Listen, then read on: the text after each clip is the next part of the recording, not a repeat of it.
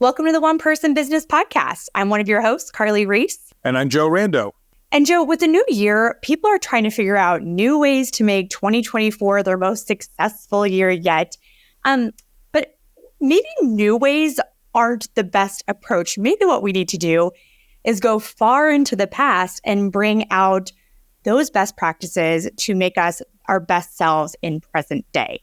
So with that being said, today we have Stephen K. Hayes on the show. And Stephen, I'm going to do a round of applause in a second, but I want to give your intro some true justice because you are just so accomplished. And I'm so excited for this interview because it's so different from anything else we've experienced on the show.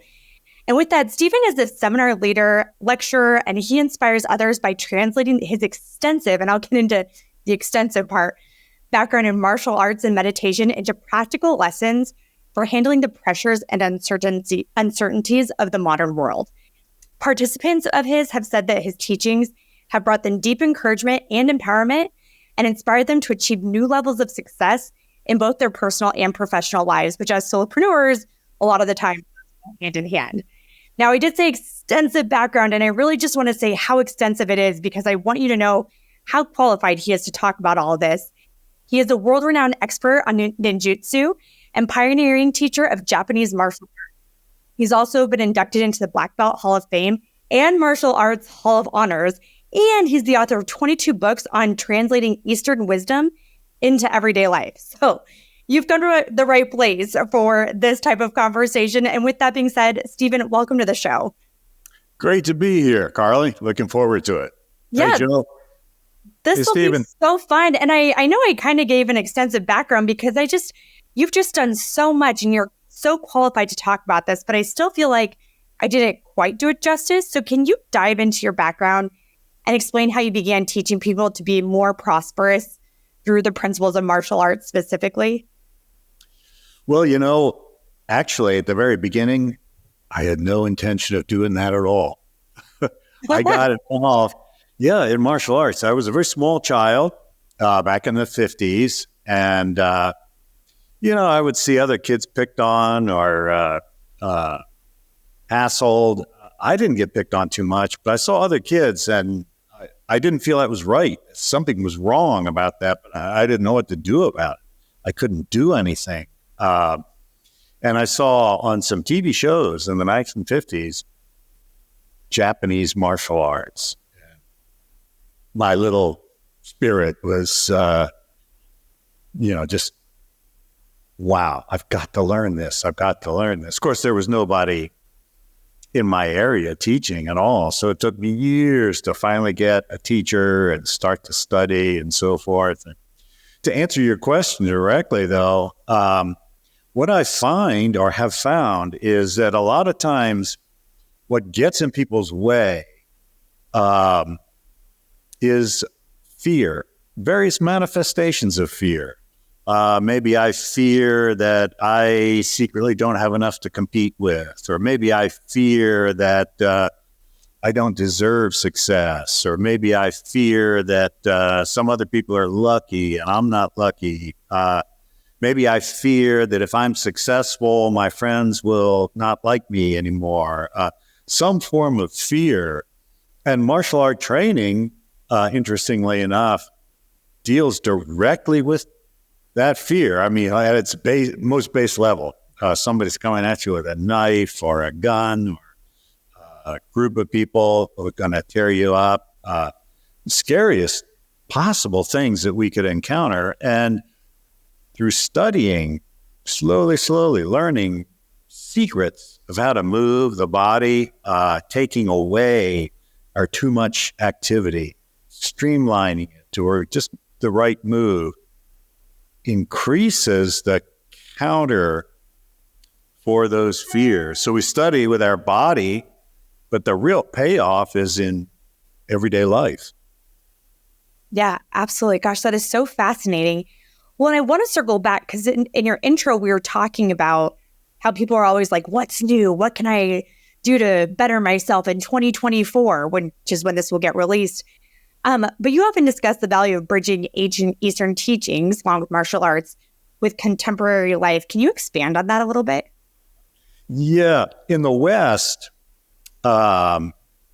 our my perception of our primary religions, Christianity, Jewish, Muslim, they're based on faith, and the Japanese and Tibetan, like Buddhism, is based not so much on faith, it's on techniques. So I took these lists of techniques, experiences that you can check out, ancient things. But there's a 3-part system for trying something with a lot of risk in it. There's an 8-part personal development program. There's a 14-point code of ethics. There's a 6-point code of how to operate heroically. And I took these, changed the language into modern English, and added that to what I was teaching physically. And people loved it. It does not conflict with any of the religious teachings at all. It's about personal development. A person can be very religious or totally unreligious, doesn't matter. So I think that's the key. But these are ancient codes, ancient systems. But the problems people had 2,500 years ago pretty much boil down to what the problems they have today. So it's either health, wealth, relationships, and there is a 4th one where every now and then you might run into an actual enemy. I mean, somebody who's got it in for you and trying to block you and so forth. That's timeless. And Stephen, you said it doesn't conflict with any of the kind of common religions in this country. I mean, if I'm not mistaken, Buddhism isn't really a religion, is it? I mean, in terms of worshiping of a god, they don't view Buddha as a god. Is that correct? No, that's correct. I had the privilege of traveling with the Dalai Lama of Tibet for 12 years as his personal security escort. And no big deal. yeah. And that was very eye-opening. We'd be sitting around a green room ready to go for an interview. And, in the beginning, I asked a lot of questions, really goofy questions. I was so embarrassed. But he was always very patient with me. He always took the time to answer. And that was one of the questions I had. Buddhism, is it a religion? Is it a system? And the Dalai Lama told me it's not a religion. It's a system. It's a method of developing, stripping away all the stuff that we think is true but isn't true, stripping that away and getting right down to, what is the true nature of reality? That's what the Dalai Lama told me. You said that so casually, by the way. I'm like, for 12 years, I traveled around with the Dalai Lama. So I have to ask, if you could give us a few takeaways from those travels, do you have any that you can share with us that solopreneurs could apply? I mean, not even solopreneurs. This is a selfish question. I just want to know. Well, sometimes people ask, how did you get that job? Oh, God. And it is such a long, complex story with just wild, coincidental connections. So I'm glad you didn't ask me how I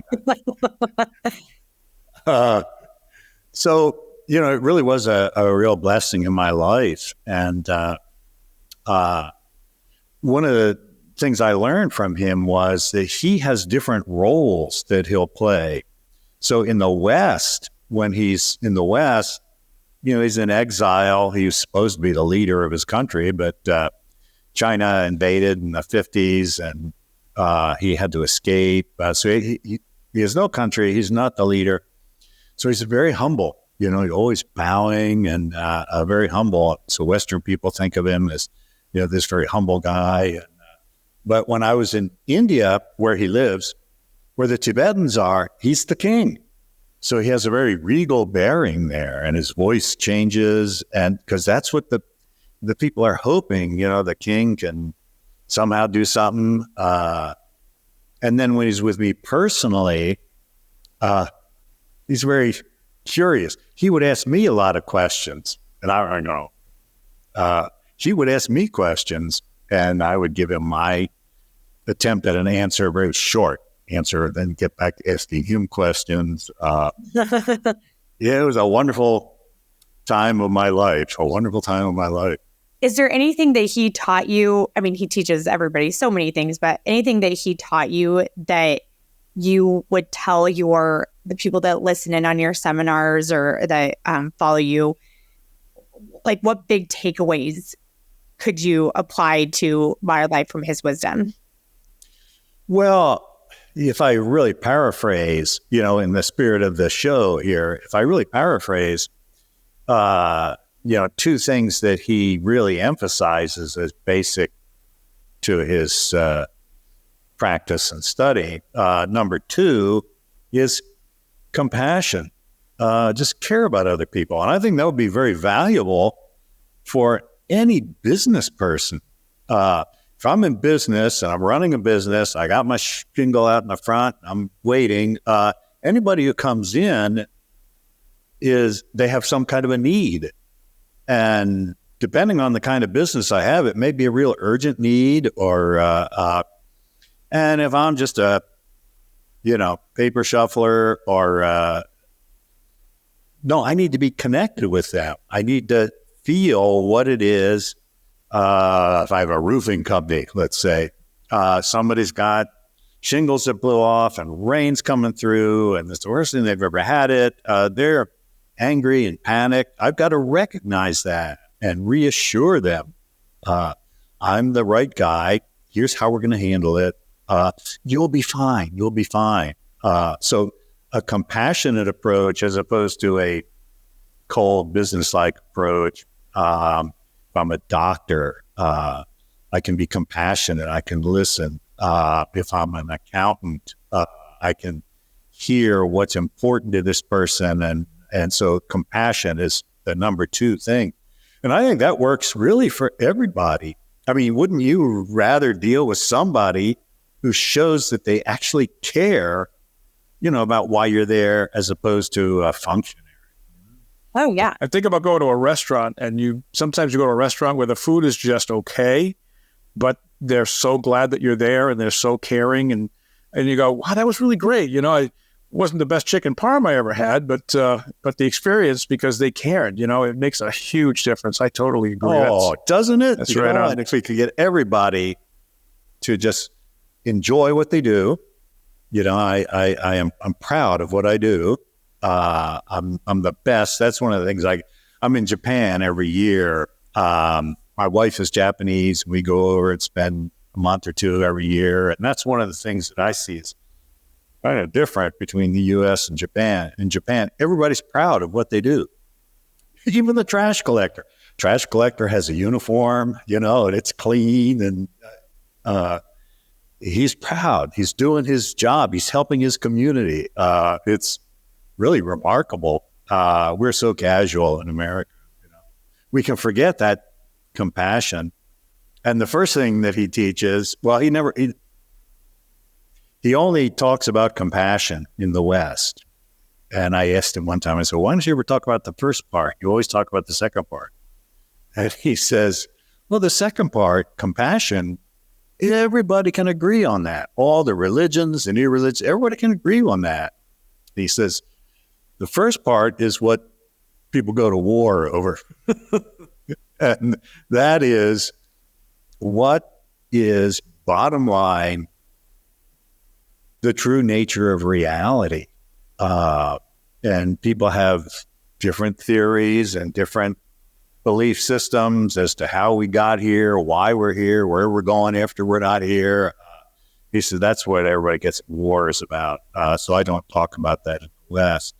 And, but it's important, I think, to really look at that. So many times we get involved in conversations with people and, oh God, we're talking about surface level stuff. You got limited number of days on the planet. You got limited number of encounters with people you have. Why not brush away all the silly small talk and just appreciate them and talk about stuff that's real. What is real for you? Carly, you mentioned you have a 1-year-old, oh gosh, that's cool to me. I've got a 6-year-old grandchild, but I remember when I had a 1-year-old, and, we can identify with that. And Joe, you mentioned you had a dog that could interrupt the show. And, it's possible. Yeah. It's possible. Right. Yeah, I mean, real things that we all share. So what's really true, what's valuable, and compassion, those are the two things I think really every modern person could kind of tune into that, kind of upgrade the way they operate every day. And the last thing I'll mention is it's a whole lot more fun. I mean, it's really fun, to connect with people and to keep looking for what can I learn new? What don't I know? It makes life a lot more fun. It's so... Oh, sorry, Joe, you go. No, just my wife was telling me she watched a master class with David Sedaris. I don't know if you know David Sedaris. He's a comic writer. And so one of the things he does to get material for all his stuff is he'll ask questions of people like the ones you gave an example of. Is he'll just meet somebody out of the blue and he'll just say, "Do you ever own a monkey?" and they got a yes. But he just asks crazy questions, and then people go, "Well, I guess we could talk about anything we want to," because he just asked me if I own a monkey. And, but it's something to be, I mean, it's hard because, when you meet people, you have to, unless you're David Sedaris, have to kind of prove that you're not crazy, right? So it's kind of step one is I'm saying I get it. But it does sometimes get really hard to go from step one to that step of now talking about real things instead of the weather and that kind of stuff. And it does make such a difference in relationships. Oh, yeah. Yeah, I totally agree. Well, and I have a question because we're kind of talking about how all this can apply to solopreneurs specifically. And I think like being real, being compassionate. I mean, Joe, I know we've seen our success from trying to apply those things to how we interact with people. We don't put on a facade with our company. They know what they see is what they get. Same with this show. But for solopreneurs, another issue that they somehow, that a lot of them come into is they have a hard time achieving self-actualization or figuring out what their purpose is. How can your teachings apply to those issues that solopreneurs face? Well, I have a feeling that, there may be like 4 conditions in terms of generating success. Number one, you've got to have some kind of a passion for something you're excited about. And, when I talk to grown adults, I ask, what'd you want to be when you were a kid? Exactly what I ask people. Oh, do you? Yeah. What do you want to be when you were a kid? And so like a kid mentality will have a kid answer, I want to be a fireman. I wanted to be a lawyer. I wanted to be a cowboy. Okay, well, that's symbolic, of something. Want to be a cowboy. Okay, so you want to be on your own. You're making minute-to-minute decisions that change the condition of the world. You're working for somebody, but it's up to you. And, okay, so that's what that symbolizes, some freedom. So what did you want to do when you were a kid? And the second consideration is, are you good at it? What are you good at doing? I know some people, who love to play the guitar, but they're not that good, My husband? Huh? What'd you say, Carly? I said, my husband? Oh, no. Our secret. That's harsh, Carly. That's harsh. So what was my dream? What do I want to do to where I no longer work? I no longer have to look forward to a vacation, to get away from. I haven't worked a day in my life since, for 44 years. I don't consider it work. And are you good at it? Are you good at it? And then what does the world need? What is there a need for? And can you make your passion and what you're good at fit that need in some way? And so those 4 conditions that really could help a person, find themselves in life. Because it could be that they are really good at doing some obscure thing that you can't really make a living doing. You don't give it up. You find something related that you can be enthusiastic about. Here's what I do for a living. Here's what I do for my hobby. There's nothing wrong with that. I didn't do that in my life. My hobby is my occupation. So I think that's one thing. But the most important, well, not most important, all 4 of those points are important, but a very important point is, what does the world need right now? What does the world need? And, people are constantly checking the internet. Well, what should I study at school? Should I study math? Should I study IT? Should I study AI? What should I study? Keeping up with what does the world need now? And it changes so fast now, doesn't it? I mean, it's really changing rapidly. There's kind of a counter trend to college now where you may want to get into a highly skilled trade. You can charge a lot of money. A Finnish carpenter who can do fine carpentry, try to find one of those in your neighborhood. You're going to pay a lot of money for that guy. And he put a few years in as an apprentice, and he's golden. So there's kind of a counter to the university necessity. That changed in the past. Well, certainly AI isn't going to replace a Finnish carpenter anytime soon. Right? No. Mediocre copywriters are in trouble, Yes. Yeah. So maybe you don't want to lean in that direction. So staying in touch with what is needed, and now how can I, in as direct a manner, and this is what I usually suggest, don't make it complicated. Make it as direct as possible. Here's how I can help. I understand your situation. Then you may even turn a client down, in which I understand your situation. What you're looking for is not what I'm the best at doing. So I do have a few other people I could suggest for you. But if it's right up the alley, I am. And then you say this to your client. I am so happy you found me. I am so happy you found me. We can do some wonderful things. And you mean it, because you're tuned in. You're paying attention to them. So that's actually a kind of complicated question. How do you self-actualize in today's world? And that's usually what I suggest to people, those 4 key factors, and that'll at least get you on the path. Yeah. Well, I mean, because solopreneurs, they can feel so much pressure. Like, are they doing the right thing? They're the boss and they're the company creator. And they're like, oh, like, am I doing the right thing? Am I doing something that will support my family? Am I doing something that will make me happy the rest of their lives? A lot of times they'll leave their current jobs with the false safety net that they've had for years, and they need that reassurance. So it's good to kind of have that direction. But I also want to talk about that. On that note, they do have a lot of pressure. And you also are a big teacher of meditation.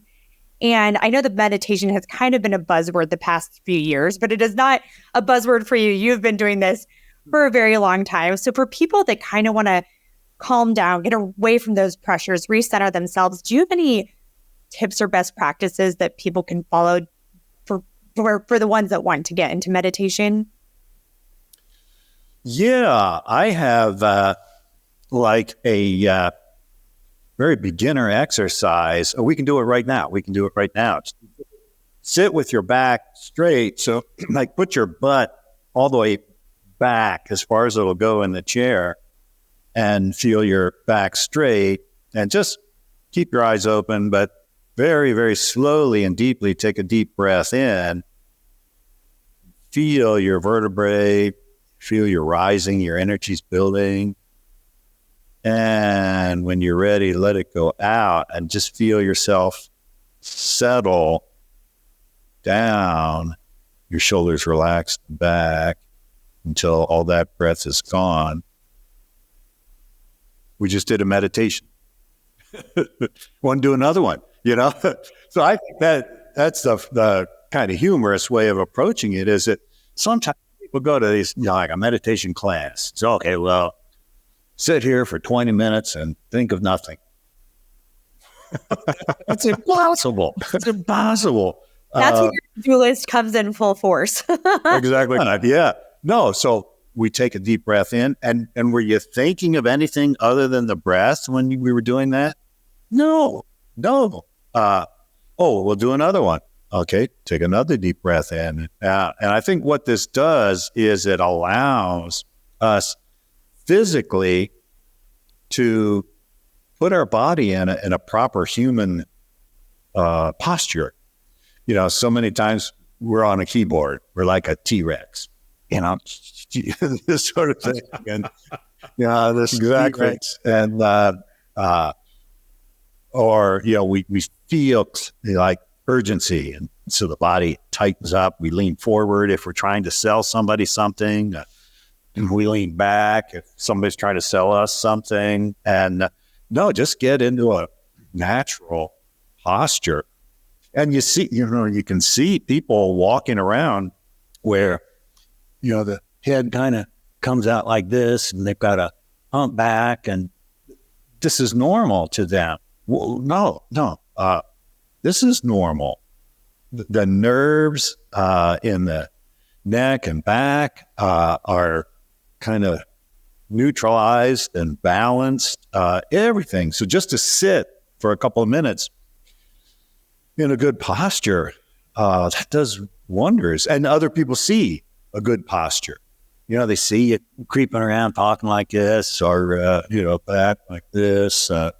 They see you in a good posture. And that breath just lets you concentrate on what I'm feeling. What am I experiencing right now? Even if you only meditate for 3 minutes, what am I experiencing? What do I need to let go of right now to be a little bigger and freer?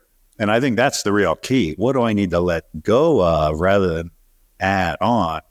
You might say, well, I'm under a lot of financial pressure, or, oh God, we've got staffing problems, or, man, something just happened in my business where the marketing is like totally turned around and I've got to catch up with that. We're under all these pressures, and how to just kind of what I call be above the fray, kind of above all that, looking down. How can I use a change in culture to enhance and enrich my business?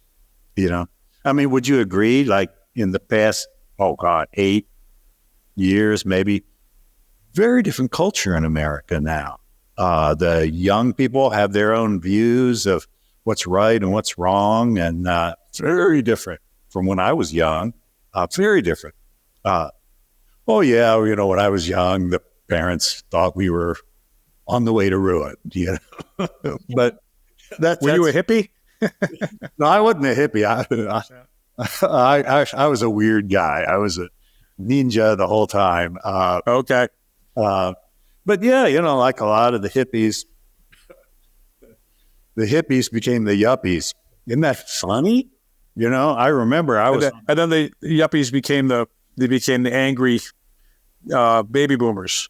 Yeah, yeah. And it's like, what? Isn't that a what happened? And when you think about it, the baby boomers were very involved in like the civil rights movement, and so the whole civil rights thing came in with the baby boomer energy, and laws were passed. Hey, we accept everybody. We accept everybody. You're a little darker than me. Great. You're a little lighter than me. Great. We accept everybody. And that was going great for several decades. It's a little controversial at this point here, but now all of a sudden, there's this tumultuous nervousness about race. And what? We handled that. We handled that back in the 60s. What are we doing? Well, that's the reality that a lot of your customers are operating under today. They believe they see what they see right here, right now. And I see decades of progress. They see, there's a problem. So how do I fit in with that reality? How do I adapt what I'm offering, hopefully in a positive way? I mean, there are opportunists, let's say, that figure out ways of conning people out of their money. Nobody like that is listening to this podcast. Nope, definitely not.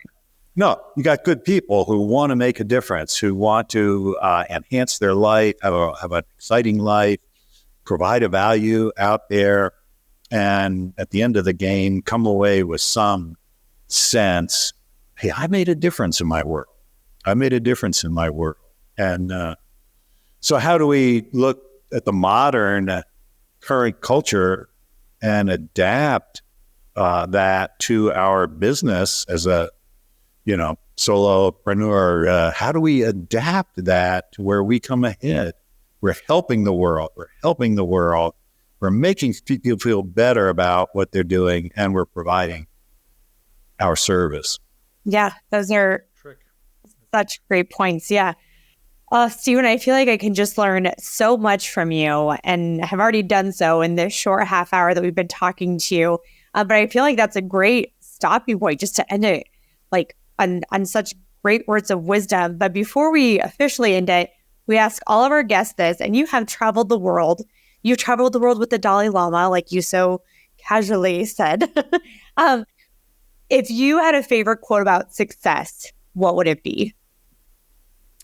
I'm going to quote my dad.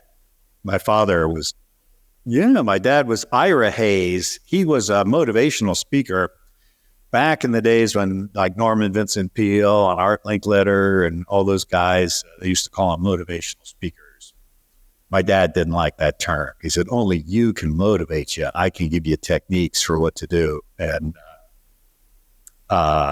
he's gone. He's been gone for years. But one of his favorite quotes is, and this sounds like so obvious, but then when you really think about it, it gets a little more challenging.